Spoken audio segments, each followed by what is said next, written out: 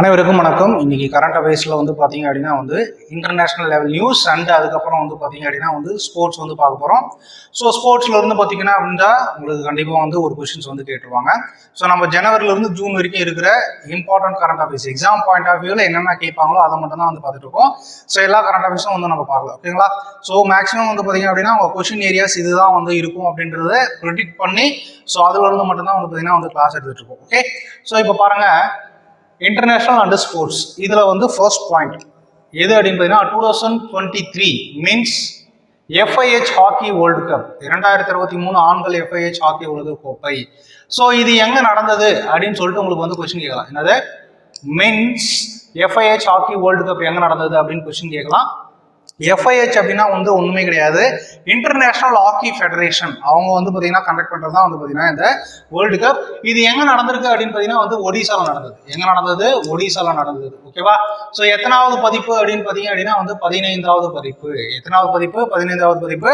So இது பார்த்தீங்க அப்படின்னா மொத்தம் ஒரு 2 ஸ்டேடியம் நடந்தது. என்னென்ன ஸ்டேடியம் அப்படின்னு பார்த்தீங்கன்னா கலிங்கா ஸ்டேடியம் அப்படின்றது பார்த்தீங்கன்னா எங்க இருக்கு அப்படின்னா ஒடிசால புவனேஸ்வர் அப்படின்ற ஒரு இடத்துல இருக்கு.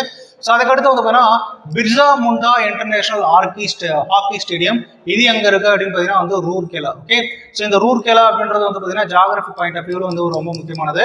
ஸோ இங்கே பார்த்தீங்க அப்படின்னா என்ன கம்பெனி இருக்கு அப்படின்னு சொல்லிட்டு தெரிஞ்சவங்க கீழே கமெண்ட் பண்ணுங்க. Okay, so Birsa Munda international hockey stadium, அதே மாதிரி பார்த்தீங்கன்னா கலிங்கா ஸ்டேடியம், இது 2 இடத்துல தான் பார்த்தீங்க அப்படின்னா என்ன நடந்ததுன்னா இந்த ஹாக்கி வேர்ல்டு கப் நடந்தது. ஸோ எப்போ நடந்தது அப்படின்னு பார்த்தீங்கன்னா ஜனவரி 13 29 வரை நடந்தது. ஸோ இதில் யார் ஜெயிச்சாங்க அப்படின்னு பார்த்தீங்க அப்படின்னா ஜெர்மனி அவங்க தான் பார்த்தீங்கன்னா ஜெயிச்சாங்க. யாரை வீழ்த்திட்டு ஜெயிச்சாங்க அப்படின்னு பார்த்தீங்கன்னா பெல்ஜியமா வீழ்த்திட்டாங்க. ஓகேவா? ஸோ அப்போ 2023 FIH ஹாக்கி வேர்ல்டு கப்பை எந்த டீம் ஜெயிச்சது அப்படின்னு கொஸ்டின் கேட்கலாம். எந்த டீம் அப்படின்னு பார்த்தீங்க அப்படின்னா ஜெர்மனி தான் ஜெயிச்சாங்க. ஸோ யாரை வீழ்த்தி ஜெயிச்சாங்க அப்படின்னு பார்த்தீங்கன்னா பெல்ஜியம் தான் பார்த்தீங்கன்னா வீழ்த்தி ஜெயிச்சிருக்காங்க. இந்த ஜெர்மனி பார்த்தீங்க அப்படின்னா இது வரைக்கும் பார்த்தீங்க அப்படின்னா மொத்தம் 3 வாட்டி ஹாக்கி வேர்ல்டு கப்பை என்ன பண்ணியிருக்காங்கன்னா அடிச்சிருக்காங்க. எந்தெந்த வருஷம் அப்படின்னு பார்த்தீங்க அப்படின்னா 2002 2006 பார்த்தீங்கன்னா என்ன பண்ணியிருக்காங்க அப்படின்னா ஸோ அடிச்சு ஜெர்மனி பார்த்தீங்கன்னா இந்த வருஷம் 3வது ஹாக்கி உலக கோப்பையை தக்க வச்சிருக்காங்க. ஸோ இதே மாதிரி பார்த்தீங்க அப்படின்னா 2022. ஓகேவா? ஸோ 2022 ஃபுட்பால் வேர்ல்டு கப் அப்படின்னு சொல்லுவாங்க. FIFA வேர்ல்டு கப் எங்க? FIFA வேர்ல்டு கப் எங்க நடந்தது அப்படின்னு கொஸ்டின் கேட்பாங்க. கண்டிப்பா கொஸ்டின் கேட்பாங்க. எங்க அப்படின்னு பார்த்தீங்கன்னா கத்தார்ல நடந்தது. எங்க? கத்தார் அப்படின்ற ஒரு இடத்துல நடந்தது. ஸோ இதுல யார் பார்த்தீங்கன்னா போட்டி போட்டாங்க அப்படின்னு பார்த்தீங்கன்னா அர்ஜென்டினா. யாரு? அர்ஜென்டினா அப்படின்றவங்க பார்த்தீங்கன்னா போட்டி போட்டாங்க. அர்ஜென்டினா விசஸ் பிரான்ஸ், இவங்க 2 டீம் தான் பார்த்தீங்கன்னா போட்டி போட்டாங்க. ஸோ இங்கேயும் பார்த்தீங்கன்னா அர்ஜென்டினா பார்த்தீங்க அப்படின்னா 3வது முறையாக என்ன பண்ணியிருக்காங்க அப்படின்னு பார்த்தீங்க அப்படின்னா ஃபுட்பால் உலக கோப்பையை என்ன பண்ணியிருக்காங்கன்னா ஜெயிச்சிருக்காங்க. அர்ஜென்டினா டீமுடைய கேப்டன் யார் அப்படின்னு பார்த்தீங்க அப்படின்னா லியோனல் மெஸ்ஸி அவர்கள் தான் பார்த்தீங்கன்னா இந்த 2022க்கான FIFA வேர்ல்டு கப் பார்த்தீங்கன்னா வின் பண்ணியிருக்காரு. இது கூட உங்களுக்கு கொஸ்டின் கேட்கலாம். FIFA வேர்ல்டு கப் 2022 வின் பண்ணவங்க யாரு அப்படின்னு கொஸ்டின் கேட்டாங்கன்னா அர்ஜென்டினா எத்தனாவது முறை வின் பண்ணியிருக்காங்கன்னா 3வது முறை வின் பண்ணியிருக்காங்க. அர்ஜென்டினா டீமுடைய கேப்டன் யார் அப்படின்னு பார்த்தீங்கன்னா லியோனல் மெஸ்ஸி அப்படின்ற ஒரு இருக்காரு. அதே மாதிரி பிரான்ஸுடைய கேப்டன் யார் அப்படின்னு பார்த்தீங்கன்னா எம்பாபே அப்படின்ற ஒருத்தர் இருக்காரு. ஓகேங்களா? இவங்க 2 பேருடைய ஜெர்சி நம்பரும் பார்த்தீங்கன்னா 10 தான். ஸோ 10 vs 10 அப்படின்றது தான் பார்த்தீங்கன்னா ஸோ இந்த கத்தார் வேர்ல்டு கப் அப்போ ஃபைனல் அப்போ பார்த்தீங்க அப்படின்னா இந்த ட்விட்டர்ல பார்த்தீங்க அப்படின்னா ட்ரெண்ட் ஆகிட்டு இருந்தது. ஓகேவா? ஸோ அப்போ 2023 FIH ஹாக்கி வேர்ல்டு கப் எங்க நடந்தது அப்படின்னா ஒடிசா எங்க இருக்கு? இந்தியாவில் இருக்கு. அதுல யார் ஜெயிச்சாங்கன்னா ஜெர்மனி. ஓகேவா? அவங்க எத்தனாவது முறை ஜெயிச்சிருக்காங்க அப்படின்னா 3வது முறை. அதே மாதிரி கத்தார் வேர்ல்டு கப்லயும் அர்ஜென்டினா எத்தனாவது முறை ஜெயிச்சிருக்காங்க அப்படின்னு பார்த்தீங்கன்னா 3வது முறை தான் ஜெயிச்சிருக்காங்க. ஸோ நெக்ஸ்ட் அடுத்து under 19 women's T20 world cup. So 19, ஓகேங்களா, 19 வயசுக்கு கீழே இருக்கிற பெண்களுக்கான பார்த்தீங்கன்னா T20 வேர்ல்டு கப் பார்த்தீங்கன்னா கண்டக்ட் பண்ணியிருக்காங்க. ஸோ இது எங்கே கண்டக்ட் பண்ணியிருக்காங்க அப்படின்னு பார்த்தீங்கன்னா சவுத் ஆஃப்ரிக்காவில் கண்டக்ட் பண்ணியிருக்காங்க. ஸோ இதில் யார் வின் பண்ணது அப்படின்னு பார்த்தீங்கன்னா இந்தியா வின் பண்ணியிருக்காங்க. யாருக்கு எதிராக விளையாடி வின் பண்ணாங்கன்னா இங்கிலாந்துக்கு எதிராக விளையாடி பார்த்தீங்கன்னா வின் பண்ணியிருக்காங்க. ஓகேவா? ஸோ இந்தியா என்ன பண்ணியிருக்காங்க அப்படின்னு பார்த்தீங்கன்னா ஒரு ஹிஸ்ட்ரி, ஓகேங்களா, ஹிஸ்ட்ரி மேக் பண்ணியிருக்காங்க. என்ன ஹிஸ்ட்ரி அப்படின்னு பார்த்தீங்க அப்படின்னா இப்போ மென்ஸ்ல பார்த்தீங்க அப்படின்னா ஃபர்ஸ்ட் வேர்ல்டு கப் எப்போ அடிச்சாங்க அப்படின்னு பார்த்தீங்கன்னா 1983 அடிச்சிட்டாங்க. ஓகேவா? ஸோ 1983 அடிச்சாங்க. அதுக்கப்புறம் வந்து பார்த்தீங்கன்னா T20 வேர்ல்டு கப் வந்து பார்த்தீங்க அப்படின்னா 2007 அடிச்சாங்க. ஸோ அதுக்கடுத்து வந்து பார்த்தீங்கன்னா 50-50 வேர்ல்டு கப் அதுக்கப்புறமாவே பார்த்தீங்கன்னா வந்து 2வது முறையாக 2011 வந்து அடிச்சாங்க. ஸோ இவங்க வந்து பார்த்தீங்க அப்படின்னா வந்து இந்த அண்டர் 19 T20 வேர்ல்டு கப் வந்து பார்த்தீங்க அப்படின்னா இந்த வருஷம் தான் வந்து பார்த்தீங்கன்னா ஃபர்ஸ்ட் அடிச்சிருக்காங்க. ஓகேங்களா. ஸோ இந்த உமன்ஸ்லேயே வந்து பார்த்தீங்க அப்படின்னா வந்து ஃபர்ஸ்ட் ICC வேர்ல்டு கப் அடிக்கிறது வந்து பார்த்தீங்கன்னா இதுதான் முதல் முறை. ஓகேவா. It was the first time that an Indian women's team has won an ICC trophy அப்படின்ட்டு வந்து சொல்லியிருக்காங்க. யாரை எதிர்த்து வந்து பார்த்தீங்கன்னா போட்டிட்டு இருக்காங்க அப்படின்னு பார்த்தீங்க அப்படின்னா வந்து இங்கிலாந்து. ஓகேவா. Defeating England by 7 wickets. எங்க இடம் அப்படின்னு பார்த்தீங்கன்னா வந்து சவுத் ஆப்பிரிக்கால வந்து பார்த்தீங்க அப்படின்னா ஜெயிச்சிருக்காங்க. அதாச்சும் வந்து பார்த்தீங்கன்னா அங்கே வந்து ஆடி இருக்காங்க. ஸோ இது கூட உங்களுக்கு கொஸ்டின் கேட்கலாம். பெண்கள் ரிலேட்டடாக கண்டிப்பாக வந்து பார்த்தீங்க அப்படின்னா வந்து ஒரு கொஸ்டின் இருக்கும். ஓகே. ஸோ நெக்ஸ்ட் அதுக்கடுத்து 3வது பாயிண்ட், வேர்ல்ட்ஸ் ஓல்டஸ்ட் பர்சன் லூசில் ராண்டன். ஓகேவா. ஸோ இவர் வந்து என்ன ஆகிட்டார் அப்படின்னா ரீசெண்டாக வந்து இறந்துட்டாரு. இந்த லூசில் ராண்டன் அப்படின்றவர் வந்து பார்த்தீங்க அப்படின்னா வந்து பிரெஞ்சு நாட்டை சேர்ந்த ஒரு ஃபாதரியர் அப்படின்னு சொல்லுவாங்க. ஃபாதரியர் அப்படின்னா வந்து சர்ச்சில் இருப்பாங்க. ஸோ இவர் வந்து எத்தனை வயசுல இறந்திருக்காரு அப்படின்னு பார்த்தீங்கன்னா வந்து 118 வயசுல வந்து இறந்திருக்காரு. ஸோ இவர் வந்து பார்த்தீங்க அப்படின்னா வந்து 1904 வந்து பிறந்திருக்காரு. ஓகேவா. ஸோ 1904 அப்படின்னு பார்த்தீங்கன்னா வந்து முதல் உலகப் போருக்கு 10 ஆண்டுகளுக்கு முன்னாடி வந்து என்ன பண்ணியிருக்காருன்னா பிறந்திருக்காரு. அப்போ முதல் உலகப் போர் எப்போ நடந்தது அப்படின்னு பார்த்தீங்கன்னா வந்து 1914 to 1918 என்ன இருக்கும் அப்படின்னு பார்த்தீங்கன்னா வந்து முதல் உலகப் போர் நடந்திருக்கும். ஓகேவா. அப்போ உலகின் வயதான நபர் ரீசெண்டா யார் இறந்தாங்க அப்படின்னு கேட்டாங்கன்னா வந்து லூசில் ராண்டன். ஸோ இவர் வந்து எந்த நாட்டை சார்ந்தவர் அப்படின்னு பார்த்தீங்கன்னா வந்து பிரெஞ்சுனா ஒன்றும் கிடையாது, பிரான்ஸ் அப்படின்னு சொல்லுவாங்க. அதாவது பிரான்ஸ். ஸோ இந்த பிரான்ஸ் எங்க இருக்கு அப்படின்னு பார்த்தீங்கன்னா வந்து பாரிஸ்ல இருக்கு. ஓகேவா. ஸோ இந்த பிரான்ஸ் பாரிஸும் வந்து பார்த்தீங்கன்னா ரொம்ப ரொம்ப முக்கியமானது எக்ஸாம் பாயிண்ட் ஆஃப்ல என்ன அப்படின்னு பார்த்தீங்க அப்படின்னா வந்து ஸோ நெக்ஸ்ட் ஒலிம்பிக். ஓகேங்களா. 2024 ஒலிம்பிக் எங்க நடக்குது அப்படின்னு பார்த்தீங்கன்னா வந்து பிரான்ஸ்ல தான் வந்து நடக்குது. ஸோ இதுவும் கொஸ்டின் கேட்கலாம். ஸோ 2024 வந்து ஒலிம்பிக் எங்க நடக்குது அப்படின்னு பார்த்தீங்கன்னா வந்து பாரிஸ் பிரான்ஸ்ல வந்து நடக்குது. ஓகே. ஸோ அங்க வந்து பார்த்தீங்கன்னா இருக்கிறவர் தான் வந்து லூசில் ராண்டன். ஸோ அவர் வந்து ஒரு ஃபாதரியார். ஸோ நெக்ஸ்ட் அடுத்த பாயிண்ட். ஸோ அதற்கடுத்து ரொம்ப ரொம்ப முக்கியமானது. ஓகேவா.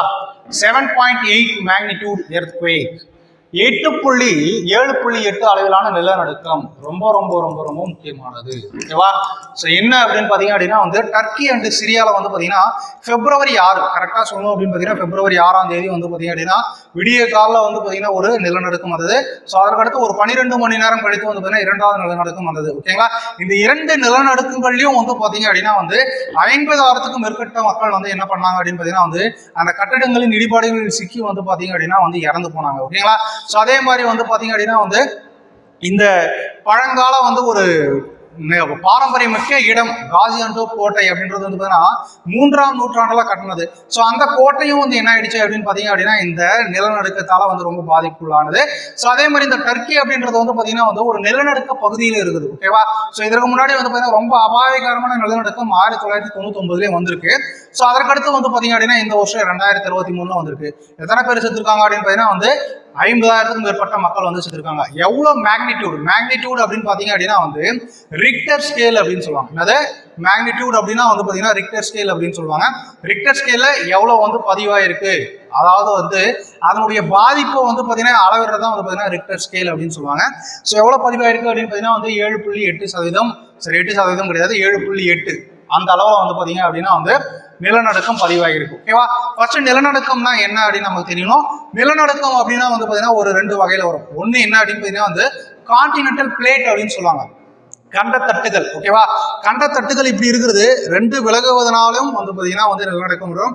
இல்லை அப்படின்னு பார்த்தீங்கன்னா 2ம் சேருவதனாலையும் வந்து என்ன வரும் அப்படின்னு பார்த்தீங்கன்னா நிலநடுக்கம் வரும். இப்போ கான்டினென்டல் பிளேட் 2ம் வந்து சேர்ந்ததுனால என்ன நிலநடுக்கம் வந்தது அப்படின்னு பார்த்தீங்கன்னா இமயமலை வந்து என்ன இருக்கு உருவாகி இருக்கு. ஓகேங்களா. 8848 மீட்டர் உருவாகிறதுக்கு காரணம் என்ன அப்படின்னு பார்த்தீங்கன்னா 2 கண்டத்தட்டுகள் வந்து பார்த்தீங்கன்னா ஒன்றுடன் ஒன்று இணைவதால் மட்டும்தான் வந்து ஸோ அது வந்து என்ன இருக்கு அப்படின்னு பார்த்தீங்க அப்படின்னா வந்து உருவாகி இருக்கு. ஓகேங்களா. ஸோ அதற்கு கீழே என்ன இருக்கு அப்படின்னு டெத்தீஸ் கடல் அப்படின்ட்டு ஒன்று இருக்கு. நீங்க வந்து ஜியோகிராஃபியில் படிச்சிருப்பீங்க. ஸோ அதனால வந்து 2 கண்டத்தட்டுகள் இங்க என்ன இருக்கு அப்படின்னு பார்த்தீங்கன்னா விரிவடைந்திருக்கு. ஓகேங்களா. நகர்ந்து போனதுனால தான் வந்து டர்க்கி அண்ட் சிரியாவில் என்ன இருக்கு நிலநடுக்கம் ஏற்பட்டிருக்கு. ஓகேங்களா. நிலநடுக்கத்துல மொத்தம் வந்து பார்த்தீங்கன்னா 3 வகை வேவ்ஸ் இருக்கு. ஓகேவா. P waves, S waves, L wave அப்படின்னு சொல்லுவாங்க. ஓகேங்களா. ஸோ இதை வந்து ஷார்ட்கட்டா எப்படி ஞாபகம் வச்சுக்கோங்க அப்படின்னா பாகிஸ்தான் சூப்பர் லீக் அப்படின்ட்டு இருக்கு இல்லையா, football. Okay, so Pakistan super league வந்து பார்த்தீங்க அப்படின்னா வந்து T20, சாரி ஃபுட்பால் சொல்லிட்டேன், T20. ஸோ பி வேவ்ஸ் அப்படின்றதும் ஒன்று இருக்கு, எஸ் வேவ்ஸ் அப்படின்னு ஒன்று இருக்கு, எல் வேவ்ஸ் ஒன்று இருக்கு. ஓகேவா, ஸோ இது மூணும் வந்து பார்த்தீங்கன்னா வந்து நிலநடுக்கத்தால் உருவாகுகின்ற அலைகள். இதில் பி அலைகள் வந்து பார்த்தீங்க அப்படின்னா வந்து பூமியை ஃபர்ஸ்ட் வந்து அடையிற அலைகள் எது அப்படின்னு கொஸ்டின் கேட்பாங்க. எது அப்படின்னு பார்த்தீங்கன்னா வந்து பி வேவ்ஸ். ஓகேவா, ஸோ அதே மாதிரி வந்து பார்த்தீங்க அப்படின்னா வந்து ரொம்ப சேதத்தை உருவாக்குற வேவ்ஸ் எது அப்படின்னு கொஸ்டின் கேட்டாங்கன்னா வந்து எல் வேவ்ஸ் அப்படின்ட்டு வந்து சொல்லுவாங்க. ஓகேங்களா, ஸோ எல் அப்படின்னா வந்து பார்த்தீங்கன்னா நீங்கள் எப்படி ஞாபகம் வச்சுக்கோங்க அப்படின்னா வந்து லவ் அப்படின்னு ஞாபகம் வச்சுக்கோங்க. லவ் அப்படின்னாவே வந்து பார்த்தீங்கன்னா டேஞ்சர் தானே. ஸோ அதனால வந்து பார்த்தீங்கன்னா அதிகமான சேதத்தை உருவாக்கக்கூடிய வேவ்ஸ் எது அப்படின்னு பார்த்தீங்கன்னா எல் வேவ்ஸ். ஆனால் பூமியை ஃபர்ஸ்ட் வந்து அடையிற வேவ்ஸ் எதுன்னு கேட்டாங்க அப்படின்னா வந்து பி வேவ்ஸ். ஓகேவா, ஸோ இதுதான் வந்து பார்த்தீங்கன்னா கம்ப்ளீட் நிலநடுக்கத்துக்கான இது. ஸோ இதில் வந்து பார்த்தீங்க அப்படின்னா ரீசெண்டாக எங்கே நிலநடுக்கம் நடந்தது அப்படின்னு உங்களுக்கு கொஸ்டின் கேட்கலாம். எங்கே அப்படின்னு பார்த்தீங்கன்னா டர்க்கி அண்ட் சிரியால. ஸோ மொத்தம் வந்து பார்த்தீங்க அப்படின்னா 7.8 அப்படின்ற அளவில் வந்து பார்த்தீங்க அப்படின்னா வந்து பதிவாகி இருக்கு. ஓகேவா, ஸோ எத்தனை பேர் இறந்துருக்காங்க அப்படின்னு பார்த்தீங்கன்னா வந்து 50,000க்கும் மேற்பட்ட மக்கள் வந்து இறந்துருக்காங்க. ஓகே, ஸோ இங்கே வந்து பார்த்தீங்கன்னா வந்து காசியான்டேப் அப்படின்ற ஒரு பாரம்பரிய மக்கள் இடமும் என்ன இருக்கு அப்படின்னு பார்த்தீங்கன்னா வந்து சிதைவடைஞ்சிருக்கு. ஓகேவா, ஸோ இதற்காக வந்து பார்த்தீங்க அப்படின்னா வந்து இந்தியா வந்து பார்த்தீங்கன்னா டர்க்கி அண்ட் சிரியாவுக்கு ஹெல்ப் பண்ணுறதுக்காக வந்து ஒரு நடவடிக்கை போட்டாங்க. அந்த நடவடிக்கையின் பெயர் என்ன அப்படின்னு பார்த்தீங்கன்னா ஆப்ரேஷன் தோஸ். ரொம்ப ரொம்ப முக்கியமானது. என்னது? ஆப்ரேஷன் தோஸ்த் அப்படின்னு சொல்லுவாங்க. ஆப்ரேஷன் தோஸ்த். ஓகேங்களா, தோஸ்த் நடவடிக்கை. நடவடிக்கை தோஸ்த் நடவடிக்கை அப்படின்ட்டு சொல்லுவாங்க. ஸோ இந்த தோஸ் நடவடிக்கை வந்து பார்த்தீங்க அப்படின்னா கிட்டத்தட்ட வந்து ஒரு 100 பேர் கொண்ட குழு. ஸோ அதில் வந்து பார்த்தீங்கன்னா டாக்டர்ஸ், அதுக்கப்புறமா வந்து பார்த்தீங்கன்னா முக்கியமான அந்த எலும்பு நிபுணர்கள் அப்படின்றலாம் சொல்லுவாங்கல்ல. ஸோ அவங்க எல்லாருமே வந்து கலந்து வந்து பார்த்தீங்க அப்படின்னா ஒரு 100 பேர் போயிட்டு சிரியா அண்ட் டர்க்கியில் வந்து பார்த்தீங்க அப்படின்னா அந்த இடிபாடுகளில் சிக்கிருக்கிற மக்களை வந்து பார்த்தீங்கன்னா என்ன பண்ணியிருக்காங்கன்னா வந்து காப்பாற்ற போனாங்க. ஸோ இது ரீசெண்டாக நடந்த எக்ஸாம்லேயும் வந்து கேட்டிருக்காங்க. ஆப்ரேஷன் தோஸ் எதற்கு வந்து போட்டாங்க அப்படின்னு கொஸ்டின் கேட்பாங்க. எதற்கு போட்டாங்க அப்படின்னா வந்து ஸோ டர்க்கி சிரியாவில் நிலநடுக்கத்தால் பாதிக்கப்பட்ட மக்களை காப்பதற்காக இந்தியாவின் சார்பில் போடப்பட்ட நடவடிக்கை தான் operation Dost. So next, new world bank president, புதிய உலக வங்கி தலைவர். ஓகேவா, ஸோ யார் அப்படின்னு பார்த்தீங்க அப்படின்னா வந்து அஜய் பாங்கா அப்படின்றவர் தான் வந்து இருக்காரு. ஸோ இவர் வந்து பார்த்தீங்கன்னா இந்திய வம்சாவளியை சார்ந்தவர். அதனால தான் வந்து பார்த்தீங்கன்னா இவர் வந்து ரொம்ப முக்கியமானவர். இந்த வேர்ல்டு பேங்க் அப்படின்றது வந்து பார்த்தீங்க அப்படின்னா எந்த வருஷம் உருவாச்சு அப்படின்னா 1944 வந்து உருவாச்சு. ஓகேவா, எப்போ உருவாச்சு? 1944. எப்போ? 1944 உருவாச்சு. ஓகே, ஸோ இது வந்து பார்த்தீங்க அப்படின்னா இதனுடைய தலைமையகம் எங்க இருக்கு அப்படின்னு பார்த்தீங்கன்னா வந்து வாஷிங்டன் டிசி. எங்க இருக்கு? Washington DC. வாஷிங்டன் டிசி எங்க இருக்கு அப்படின்னு பார்த்தீங்கன்னா வந்து யூஎஸ்ஏல இருக்கு. USA America. யூஎஸ்ஏ அப்படின்னா வந்து அமெரிக்கா. ஸோ இதுல இந்த வேர்ல்டு பேங்க்ல டோட்டலாக எவ்வளோ மெம்பர்ஸ் இருக்காங்க அப்படின்னு பார்த்தீங்க அப்படின்னா வந்து 189 மெம்பர்ஸ் வந்து இருக்காங்க. 189 மெம்பர்ஸ் இருக்காங்க. இந்த வேர்ல்டு பேங்க் உடைய பிரசிடென்டா இப்போ ஜூன் மாதம் வந்து பார்த்தீங்கன்னா என்ன பண்ணியிருக்காருன்னா அஜய் பாங்கா அப்படின்றவர் வந்து தலைமை தாங்கியிருக்கார். ஸோ இதனால இதுல இருந்து பார்த்தீங்க அப்படின்னா வந்து கண்டிப்பாக வந்து கொஸ்டின் கேட்பாங்க. ஓகேவா, ஸோ இவர் வந்து பார்த்தீங்க அப்படின்னா வந்து ஒரு இந்தியன் அமெரிக்கன் அப்படின்னு சொல்லுவாங்க. ஓகேவா, ஸோ பேசிக்காக வந்து பார்த்தீங்கன்னா ஒரு வம்சாவளியால் இந்தியன் தான், ஆனால் வந்து பார்த்தீங்கன்னா அமெரிக்க சிட்டிசனாக வந்து இப்போ இருக்காரு. இப்போ பாருங்க, first Indian born nominee serve to the world bank அப்படின்னு சொல்லுவாங்க. ஸோ கண்டிப்பாக கொஸ்டின் கேட்பாங்க. நியூ வேர்ல்டு பேங்க் உடைய பிரசிடென்ட் யாரு அப்படின்னு கொஸ்டின் கேட்பாங்க. நியூனா வேர்ல்டு பேங்க் உடைய பிரசிடென்ட் அஜய் பாங்கா. 1944 வேர்ல்டு பேங்க் உருவானது. ஸோ அதனுடைய தலைமையகம் எங்க இருக்கு அப்படின்னு பார்த்தீங்கன்னா வாஷிங்டன் டிசியில் இருக்கு. நெக்ஸ்ட், ஸோ அதற்கு அடுத்து வந்து பார்த்தீங்கன்னா ISSF world cup 2023. Okay, so ISSF அப்படின்னா ஒன்றுமே கிடையாது, இன்டர்நேஷனல் ஷூட்டிங் ஸ்போர்ட்ஸ் ஃபெடரேஷன் அப்படின்றதான் வந்து பார்த்தீங்கன்னா வந்து ISSF. ஸோ இது வந்து பார்த்தீங்க அப்படின்னா ஷூட்டிங் அப்படின்னா வந்து பார்த்தீங்கன்னா சுடுதல், துப்பாக்கி சுடுதலில் வந்து பார்த்தீங்க அப்படின்னா வேர்ல்டு கப் வச்சிருக்காங்க. ஸோ அதில் யார் வின் பண்ணியிருக்காங்க அப்படின்னு பார்த்தீங்கன்னா வந்து இந்தியாவின் ருத்ராஜ் பாலாசாஹேப் பாட்டீல். ஓகேவா, ருத்ராஜ் பாலாசாஹேப் பாட்டீல் அப்படின்றவர் தான் வந்து பார்த்தீங்கன்னா என்ன பண்ணியிருக்காரு அப்படின்னு பார்த்தீங்கன்னா வந்து வின் பண்ணியிருக்காரு. ஸோ இது எங்கே நடந்திருக்கு அப்படின்னு பார்த்தீங்கன்னா வந்து கைரோ அப்படின்ற ஒரு இடத்துல வந்து நடந்திருக்கு. ஸோ இவர் யாரை வந்து ஜெயிச்சிருக்காரு அப்படின்னு பார்த்தீங்க அப்படின்னா வந்து ஜெர்மனியின் மாக்சிமிலியன் உல்ஃபிஸை வந்து பார்த்தீங்கன்னா என்ன பண்ணியிருக்காருன்னா 16.8 என்ற கணக்கில் வந்து என்ன பண்ணியிருக்காரு, தோற்கடிச்சு முதலிடத்தை பிடிச்சிருக்காரு. ஓகே, ஸோ அப்போ இது வந்து கண்டிப்பாக கொஸ்டின் கேட்குற ஏரியா. எது? ISSF உலகக்கோப்பை 2023 யார் வந்து வின் பண்ணாங்க அப்படின்னு கொஸ்டின் கேட்பாங்க. யாருன்னா ருத்ராஜ் பாலாசாஹேப் பாட்டீல் அப்படின்றவர் வந்து வின் பண்ணியிருக்காரு. இது எங்க நடந்திருக்கு அப்படின்னு பார்த்தீங்கன்னா வந்து கெய்ரோல நடந்திருக்கு. ஸோ இது என்ன இதெல்லாம் men's 10 metre air rifle event அப்படின்னு சொல்லுவாங்க. So next world's best airport 2023. So world's best airport 2023 வந்து பார்த்தீங்கன்னா எது வாங்கியிருக்கு அப்படின்னு பார்த்தீங்கன்னா வந்து சிங்கப்பூர்ல இருக்கிற ஒரு ஏர்போர்ட். இது வந்து பார்த்தீங்கன்னா தொடர்ந்து வந்து பார்த்தீங்கன்னா 8 ஆண்டுகளாக வந்து பார்த்தீங்கன்னா உலகத்தின் சிறந்த ஏர்போர்ட்டாக வந்து இருக்குது. ஓகேவா? ஸோ சிறந்த ஏர்போர்ட் எதை பேஸ் பண்ணி பண்ணுவாங்க அப்படின்னு பார்த்தீங்கன்னா வந்து க்ளீனாக இருக்கிறது, அதே மாதிரி பார்த்தீங்கன்னா எவ்வளோ பேசஞ்சர்ஸ்லாம் ஹேண்டில் பண்ணுறாங்க, அதே மாதிரி பேசஞ்சர்ஸ் கூட எவ்வளோ வந்து பார்த்தீங்கன்னா கனிவாக பேசுகிறாங்க அப்படின்றது முதற்கொண்டு பேஸ் பண்ணி தான் வந்து பார்த்தீங்கன்னா இந்த சர்வே ரிப்போர்ட் எடுத்து ஸோ ஃபர்ஸ்ட் செகண்ட் அப்படின்றது விடுறாங்க. அதே மாதிரி வந்து பார்த்தீங்கன்னா இந்தியாவில் சிறந்த ஏர்போர்ட் எது அப்படின்னு பார்த்தீங்கன்னா வந்து இந்திரா காந்தி இன்டர்நேஷனல் ஏர்போர்ட் அப்படின்னு இருக்கு. ஸோ அது எங்க இருக்கு அப்படின்னு பார்த்தீங்கன்னா வந்து நியூ டெல்லியில் இருக்கு. ஓகேவா? ஸோ அதுதான் வந்து பார்த்தீங்கன்னா இந்தியாவில் வந்து பெஸ்ட்டாக இருக்கு.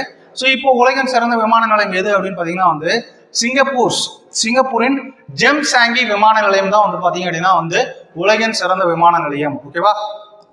ஸோ இது வந்து பார்த்தீங்கன்னா தொடர்ந்து எத்தனாவது முறையாக இருக்குது அப்படின்னு பார்த்தீங்கன்னா வந்து தொடர்ந்து 8 ஆண்டுகளாக வந்து பார்த்தீங்கன்னா இது வந்து முதலிடத்தில் இருக்கு.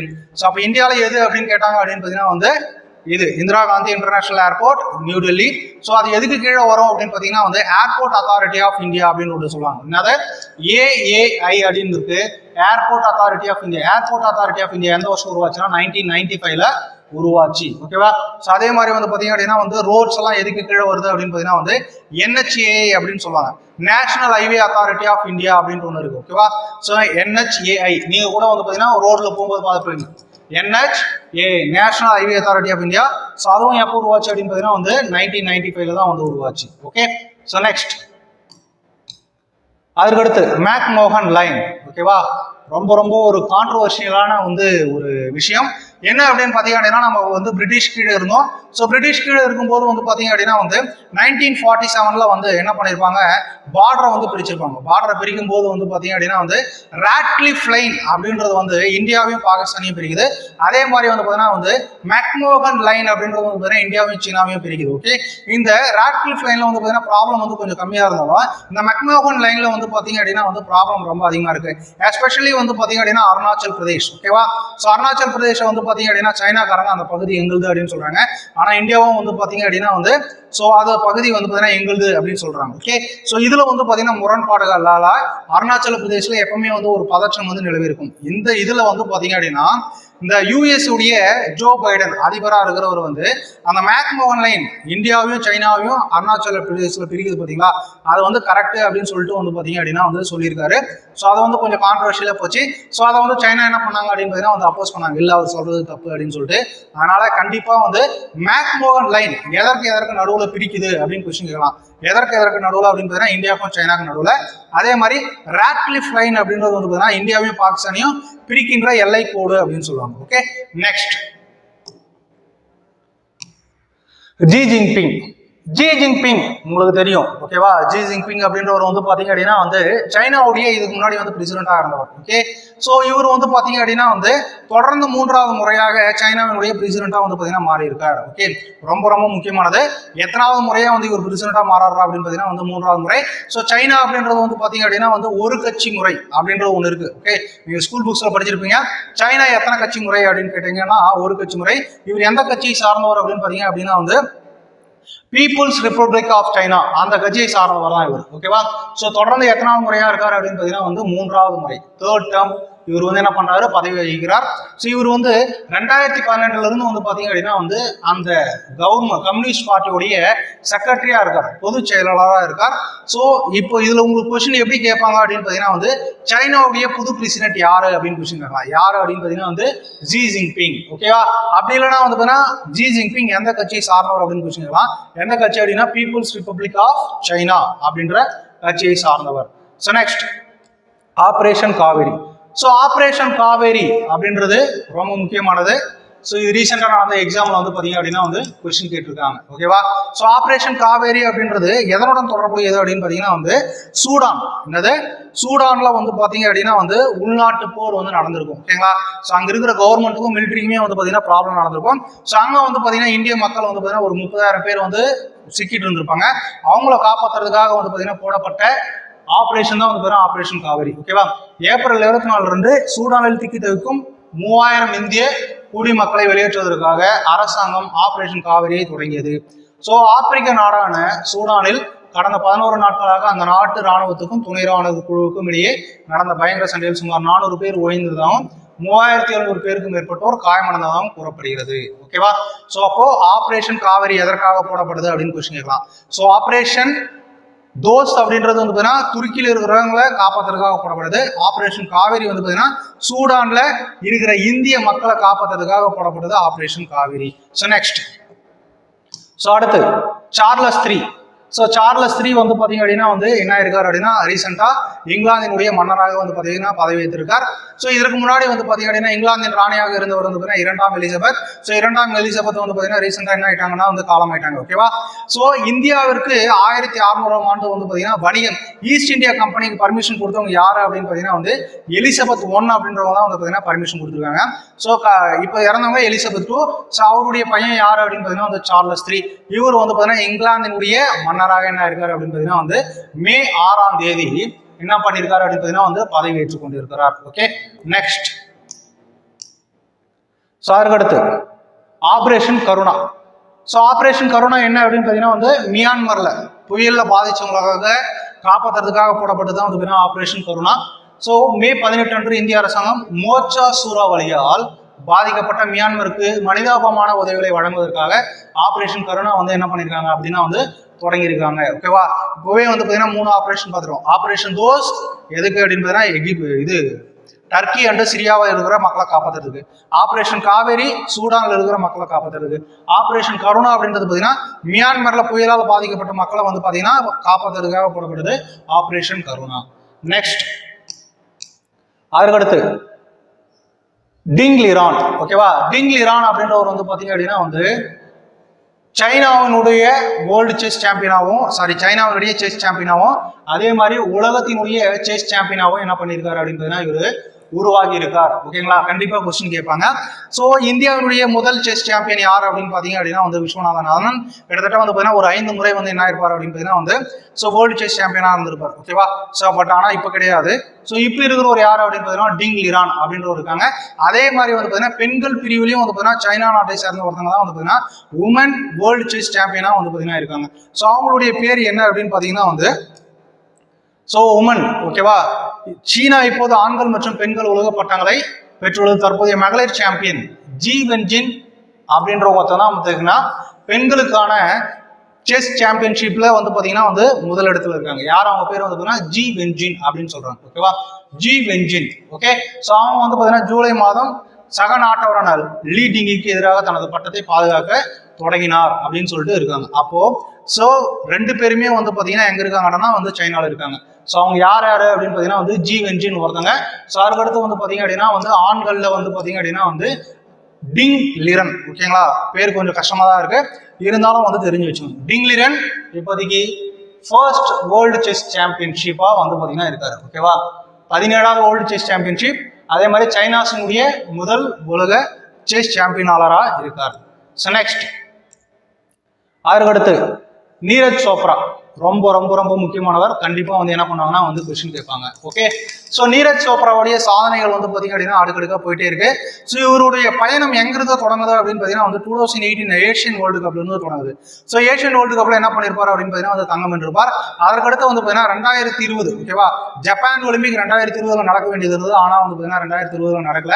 ஏன் நடக்கலன்னா கொரோனா டைம். ஸோ அந்த ஒலிம்பிக் வந்து பார்த்தீங்க அப்படின்னா 2021 நடந்தது. ஓகேவா? ஸோ இந்த 2021 வந்து பார்த்தீங்கன்னா ஜப்பான்ல டோக்கியோ ஒலிம்பிக் அப்படின்னு நடந்தது. அது வந்து ஒரு சம்மர் ஒலிம்பிக். டோட்டலா எவ்வளவு கண்ட்ரிஸ் கலந்தாங்க அப்படின்னு பார்த்தீங்கன்னா 206. ஓகேவா? 206 ஈவெண்ட்ஸ் கலந்துக்கிறாங்க. ஸோ அதே மாதிரி வந்து பார்த்தீங்கன்னா அதை தொடங்கி வச்சவர் யார் அப்படின்னு பார்த்தீங்கன்னா வந்து எம்பரர் நருஹிட்டோ அப்படின்றவர் தான் வந்து பார்த்தீங்கன்னா அதை தொடங்கி வச்சார். ஓகேவா? ஸோ அதனுடைய மோட்டோ என்ன அப்படின்னு பார்த்தீங்கன்னா united by emotion. United by emotion. ஓகேவா? United by emotion. இதுதான் வந்து பார்த்தீங்கன்னா 2020க்கான ஒலிம்பிக் உடைய மோட்டோ அப்படின்னு சொல்லுவாங்க. அந்த 2020 ஒலிம்பிக்லேயே வந்து பார்த்தீங்கன்னா இவர் என்ன பண்ணியிருப்பார் அப்படின்னு பார்த்தீங்கன்னா வந்து ஜாவ்லின் த்ரோ ஈட்டி எறிதல்ல வந்து பார்த்தீங்க அப்படின்னா வந்து தங்கம் வென்றிருப்பார். இந்தியாவிற்காக என்ன பண்ணியிருப்பார்னா வந்து தங்கம் வென்றிருப்பார். ஸோ 2020 ஒலிம்பிக்ல வந்து பார்த்தீங்க அப்படின்னா வந்து இந்தியாவிற்காக தங்கம் வென்ற ஒரே வீரர் யார் அப்படின்னா வந்து நீரஜ் சோப்ரா.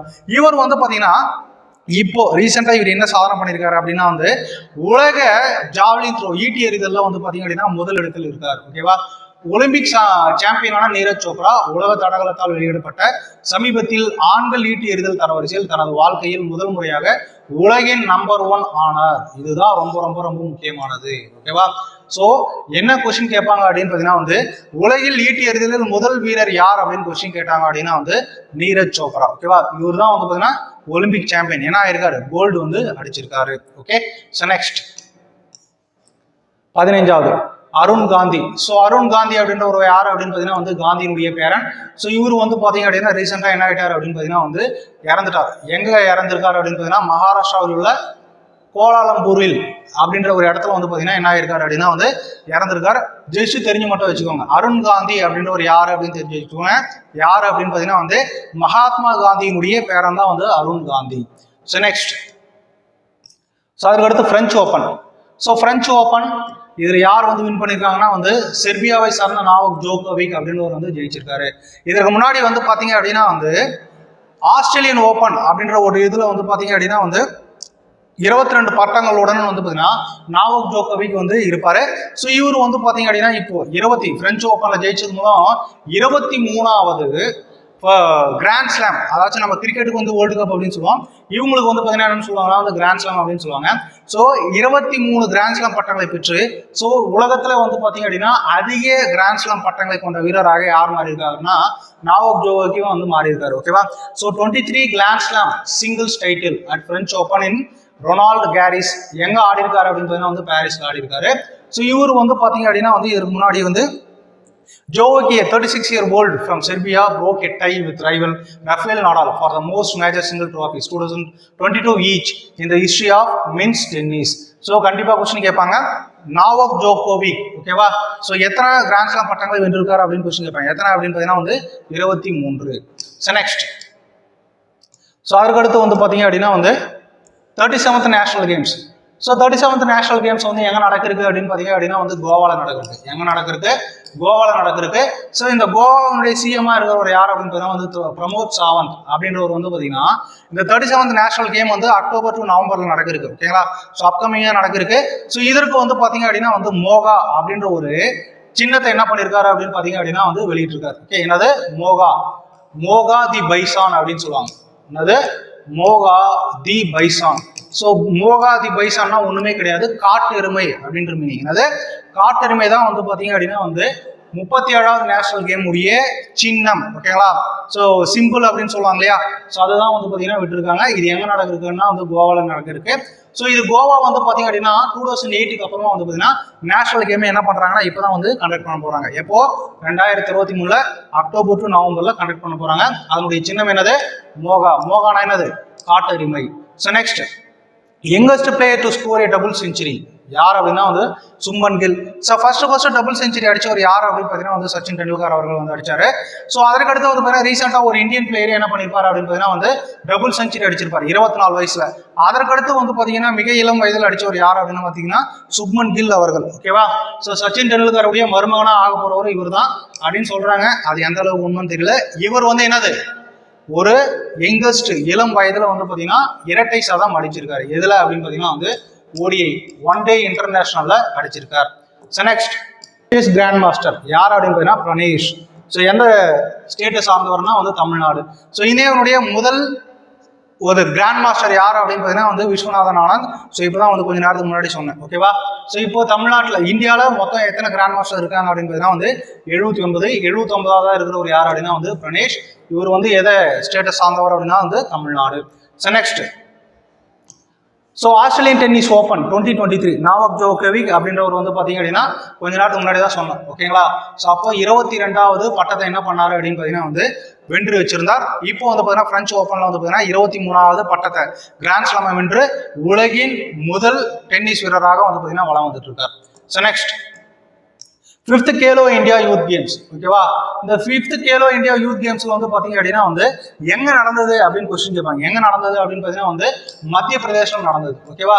ஸோ எப்போ நடந்தது அப்படின்னு பாத்தீங்கன்னா வந்து பிப்ரவரி 2023 வந்து நடந்தது. ஓகே, ஸோ இதுல வந்து பாத்தீங்க அப்படின்னா வந்து அதிகமான மெடல்ஸ் அடிச்ச ஸ்டேட் எது அப்படின்னு கேட்டீங்க அப்படின்னா வந்து மகாராஷ்டிரா தான் வந்து அடிச்சிருக்காங்க. ஓகே, எது? மகாராஷ்டிரா. இந்த கேலோ இந்தியா யூத் கேம்ஸ் எப்போ ஸ்டார்ட் பண்ணாங்க அப்படின்னு பாத்தீங்கன்னா வந்து 2018 வந்து ஸ்டார்ட் பண்ணாங்க. என்னது? 2018 ஸ்டார்ட் பண்ணாங்க. இப்போ எத்தனாவது எடிஷன் அப்படின்னு பார்த்தீங்கன்னா வந்து 5வது எடிஷன். அது எங்க நடந்திருக்கு? மத்திய பிரதேசம் நடந்திருக்கு. அதுல அதிக மெடல் அடிச்சவங்க யாரும் அப்படின்னு பார்த்தீங்கன்னா வந்து Maharashtra. Next, new chairman of BRICS new development bank. ஓகேவா, பிரிக்ஸ் புதிய வளர்ச்சி வங்கியின் புதிய தலைவர் யார் அப்படின்னு கொஸ்டின் கேட்பாங்க.